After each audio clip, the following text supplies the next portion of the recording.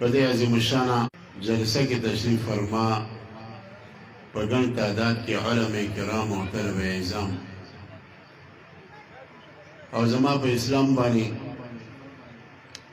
مہینوں درنوں محترموں اور غیرتی مسلمانان رو نن دا جلسہ یو اہم عنوان بانی منعقد شوی اور دا یو غیرتی پیغمبر پنم بانی منعقد شوی دا سی جلسوں کے ناس تا چکل دا نیت تصحیح بندو کے نو دا خلاصی ذریعہ گرسی مون بدانیتو کو آمخی و امداس و حضرات و دانیت کلی خو بیا بیا تازکو چه دے جلسہ کے مون دا ناموس رسالت دا تحفظ پنیت بانی ناستی او بدین یس ناستی چه انشاءاللہ دا قیامت پا ورس باندے با دا ختم نبوت پا دے صدقہ پا برکت بانی دا رسول اللہ صلی اللہ علیہ وسلم پا شفاعت کی اللہ پاک من داخل ہے دا طول دانیت انشاءاللہ اگر سے مدہ مخ کے وفات شو یو مرگری خوب لیدلی و ساغی مونتا بیان خوب چچاری دلی و لیر متقی و تحجد گزار بندہ دل اللہ او عالم ہم اگوی چه ما خوب جوری نشده دی مولانا سے پا کم مقبرہ کی دینو پا غیبانی دا اللہ پاک تا طرفنا زبردست رحمت نازلی او دون زیادی رناگانی دی پکی چه دا اغیب پا وجہ صرف دا اغا قبر تا فیدہ ندا بلکہ اغا طول مقبرین عذاب ختم شوی کله چې دا خوب هغه ما ته بیان کو نو ما ته د مولانا صاحب د زندګۍ مختلف لمحې را مخې ته شو خو د ژوند یو واقع چې هغه ما ته په خپله بیان کړی و هغه را مخې ته شوه ځکه ما ته ویلي چې د طالب علمۍ په زمانه کې ما په جهلم کې سبق وی قاضي عبداللطیف صاحب رحمت الله علیه چې د شیخ الاسلام مدني صاحب شاګرد و هغه به د ختم نبوت جلسې منعقد کولې او زه وړوکی طالب هم د حفظ خو هغې کې به ما له ډنډه راکړه او ما ته ویې چې ته به د جلسې محافظ وې حفاظت به کې او ګیر چاپېر به سره د ډنډۍ ګرځې وی ما به اکثر هر کال په هغې کې د ډنډۍ خدمت اخیسته دا واقع زما مخې ته شوه او زما ذهن کې رال چې د دغې ختم نبوت دا خدمت برکت چې الله پاک د په قبر انوارات راول ځکه مولانا صاحب چې دا خوب بیان کو ما ته دا خبره وکړه چې په دې خوب کې ما د یو کس ته تپوس وکړو چې دې مولانا صاحب په دې قبر باندې دا رحمتونه ولې نازلېږي نو ما ته هغې وویل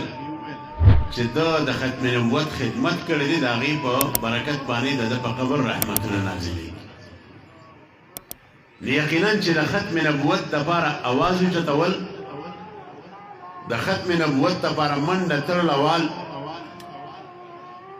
دې اهم عقیدې نه خلک روشناس کول او خلک پویول دې جلسه کې چې څوک خدمت کوي څوک پکې منډه تړلوي دا ټول اوچت خلک دي اصل عزتمندو کومو اکابرو چې د ختم نبوت د حفاظت د هندو پاک په دې ځمکه کړی دی دغه ډېر غیور خلک وګورئ انګریز په مختلفو اندازونو باندې هندوستان نه د اسلام ویستلو پوره کوشش کړی کله به د عیسایت تبلیغات شروع کړو کله به مشینري راوستې کله به پیسې خورې کړی کله به څه وکړو خو دغه علمای حق و چې د دې مخې ته د اوسپنې په شان ولاړ او نیو خزور غلام احمد قادیانی په خپلو کتابونو کې دا خبره صفا لیکلې ده چې میں انګریز کا کاش کیا ہوا پودا ہوں زه هغه بوټی ما چې انګریزانو کرلی م د جهاد د اسلام د یو اهم عقیدې او د اهم مسلې د ټولو نه غټ منکر د هندو پاک په ځمکه باندې غلام احمد قادیانی و او دته دا اندازه وه چې د انګریزانو دپاره زه جهاد په اسلام کې حرام کوم نو انګریزانو له نور څه پکار دوی به بیا اسلام ډېر خوښوي او ما به خوښوي نو ورو ورو کله به وایي زه مهدي یم کله به وایي زه د عیسی علیه السلام په شان یم کله به د انګریزانو په حق کې اعلان وکړو جهاد حرام دی انګریز سره چې چا جهاد وکړو دې تباه برباد دی او اخره کې د نبوت دعوه وکړه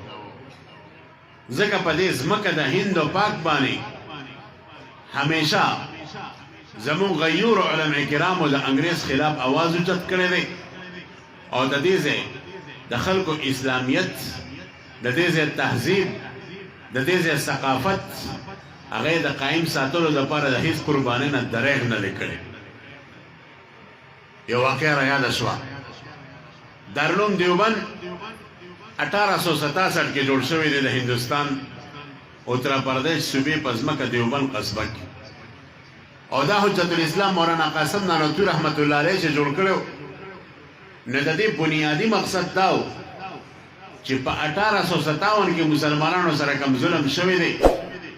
او اوس عیسایان مسلمانان په کوم فکري لحاظ سره نظریاتي لحاظ سره د تباه کولو کوشش کوي نو د دې دارالعلوم په ذریعې سره به زه انقلاب راولم او د دغې سوچ او د دغې نظریاتو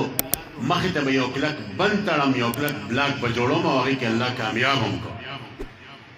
د دې وجې نه حضرت قاسم نانوتوی صاحب به فرمایل چې دا دیوبند د انګریز په هندوستان کې د یوې خښتې د لوټې د مړه کولو د ختمولو دپاره مونږ جوړ کړی د هغه جدوجهد کامیاب شو په 1947 کې انګریز د دې نه چوټي وکړو لاړ شیخ الاسلام حضرت مولانا حسین احمد مدني د دغه مدرسې شیخ الحدیث دی او د دې بر صغیر یو عظیم شخصیت یو لوی ولی الله یو خالص د الله پاک د دین لپاره ملنګ دې سړي د انګریز خلاف سونه کار کړی دی د مسلمان هغه مسلمانی قائم ساتلې ده د اسلام اسلامیت قائم ساتلې د دې مثال نشته دا کابر یو واقعه بیانوي چې دارالعلوم دیوبند ته د حکیم الاسلام قاری طیب صاحب رحمت الله علیه په دور کې ډېره زیاته ترقي ملو شوې او ډېر امدادونه به ورته راتلو د دې حیدرآباد دکن یو نواب و هغه به دارالعلوم ته په لکو روپۍ د کال رالېږلې د چندې په طور او دې چونکې مسلمان و ښه سړی ورته ښکارېده چنده به یې قبوله کړه په دغه وخت کې د دارالعلوم دیوبند شیخ الحدیث شیخ الاسلام حضرت مولانا حسین احمد مدني صاحب انګریز د دې نه ډېر تنګ و ځکه چې شیخ الاسلام صاحب به یو تقریر وکړو نو په د انګریزانو به اور بل نو هغه حیدرآباد دکن دغې نواب ته سوال جواب وکړو چونکې هغه خو د دې نه یارېدو چې نواب صاحب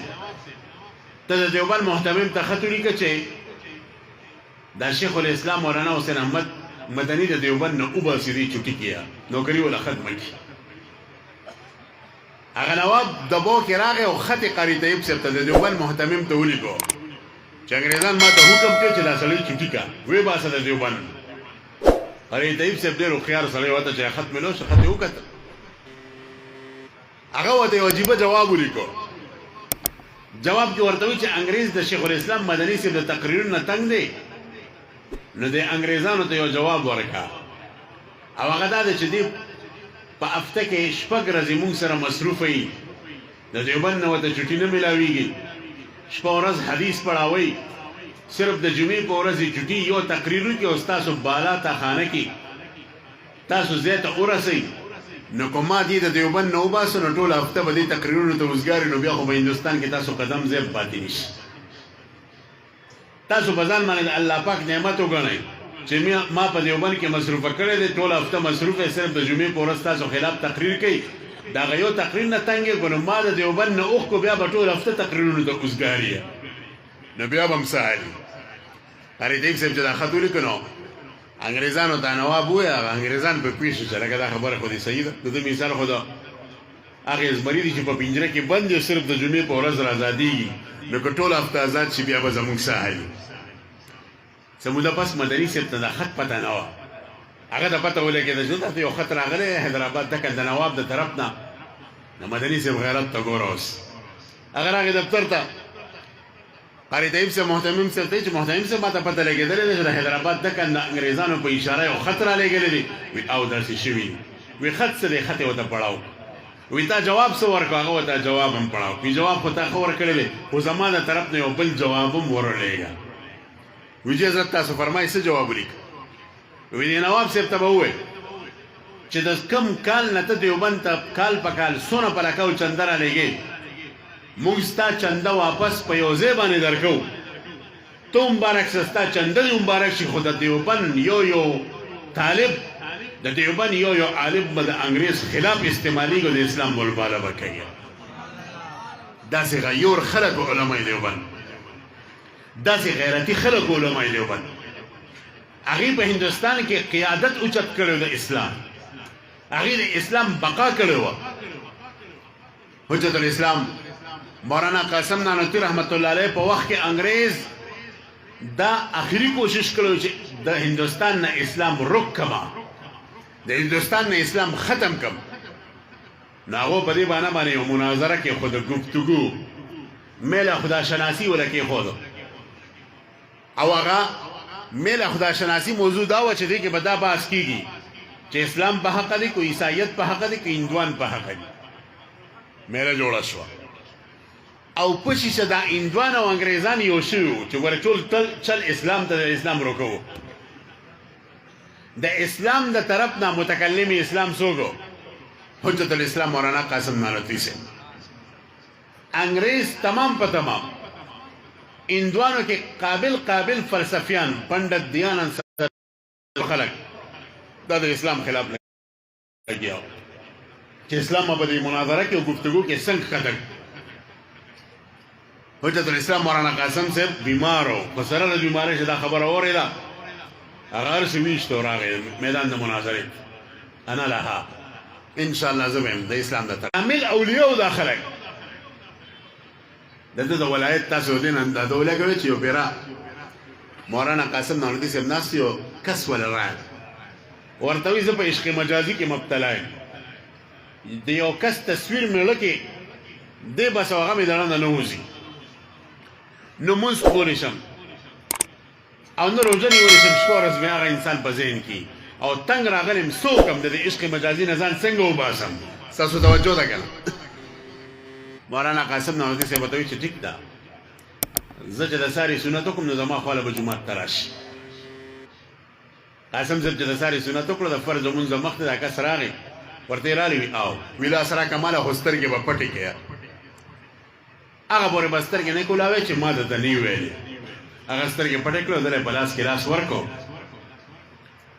او لږ وخت پس دې کس کته چې زه د عرش د پاسه ناست یم او نیمه ګنټه خوا شا ورته پس ته ویله چې اوس سترګې ګلو کړه واپس په جومات کې ناست او سترګې ګلو کړي ووایه کم کس سره چې ستا عشق مجازي یاد دی تا دا کس ورته په الله مې د قسم د هغه شکل هم رانه یې شوی زما د زړه نه بالکل وتلی داسې کامل اولیاء وخه مولانا قاسم نانوتي صاحب میدان ته ورودانګل او د اسلام په حقانیت د الله په توحید د رسول الله په رسالت او د تمام انبیاء کرامو په حقانیت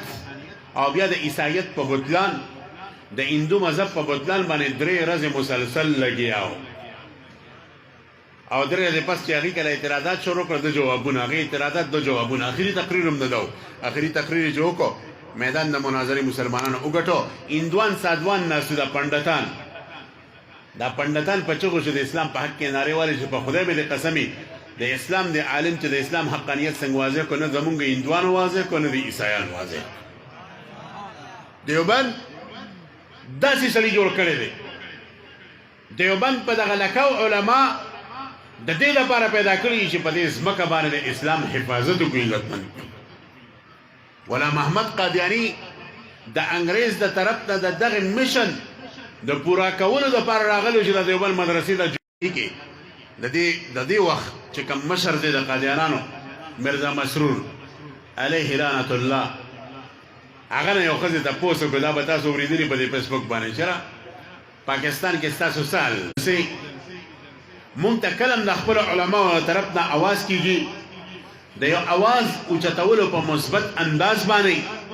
نو موږ به خپل علماو سره کله ولاړ ان شاء الله وکړو او دا خبره ذهن کې کېږي